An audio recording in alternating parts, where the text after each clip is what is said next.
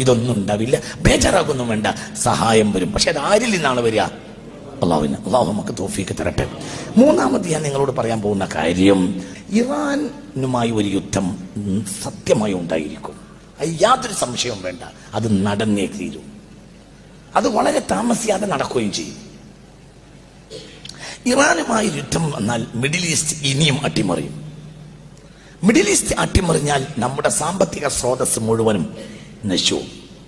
അതുകൊണ്ട് എക്കണോമിക്കൽ സിസ്റ്റത്തെ കൃത്യമാക്കാൻ നമ്മൾ പഠിക്കണം.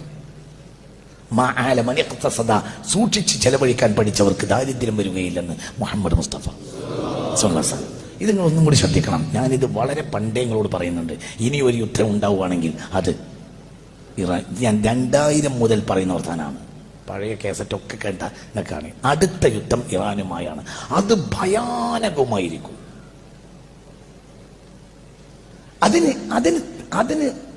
അതിനാരാ ചെയ്യുക? അതിന് മറ്റുള്ളവരാണ് ചെയ്യുക. എന്തുകൊണ്ട്? ഒരു നഷ്ടവും അവർക്കില്ല. നഷ്ടം ആർക്കുള്ളത്? പറ, ആർക്കാ നഷ്ടം സംഭവിക്കുക? മുസ്ലിമീങ്ങൾക്ക്. ഇറാൻ ഇനി ഒരിക്കലും അമേരിക്കയെ തിരിച്ചടിക്കൂല. ഇറാൻ തിരിച്ചടിക്കുകയാണെങ്കിൽ തിരിച്ചടിക്കുക എങ്ങനെയായിരിക്കും? ഒരു സാധാരണ നിലയിൽ ഒരു രാജ്യം തിരിച്ചടിക്കുകയും പോലെ ഇറാൻ തിരിച്ചടിക്കുകയാണെങ്കിൽ ഖത്തറിലോ സൗദിയിലോ പറ ഉള്ള അമേരിക്കൻ ക്യാമ്പുകളെ ആക്രമിക്കുകയാണ് ചെയ്യുക. അപ്പൊ സ്വാഭാവികമായും എന്തുണ്ടാവും? ആ രാഷ്ട്രം ആ പക്ഷത്ത് ചേരും. ഇത് നടക്കൂലേ? നടക്കും. ഇത് നടന്നേ തീരൂ. ഇറാനുമായി യുദ്ധം അനിവാര്യമാണ്. അത് നടന്നേ തീരൂ. അത് ഫിത്നത്തുൻ അമ്മാഉ സമ്മാഉ അമ്മിയാ.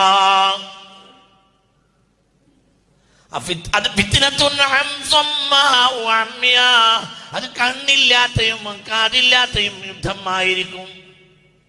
മനുഷ്യരാശി ഇന്ന് വരെ കണ്ടതിൽ വെച്ച് വലിയ യുദ്ധം സംഭവിക്കും. അതിന് ഇനി കാലതാമസമില്ല. സംഭവിച്ചിരിക്കും, സംഭവിക്കും. അല്ലാഹു നമ്മളെ കാക്കട്ടെ. ഇത് നിങ്ങൾ ആരോട് ചോദിച്ചാ പറയുന്നത്?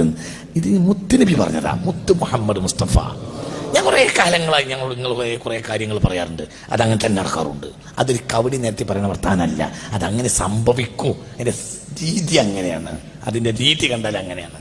അത് അങ്ങനെ വരൂ.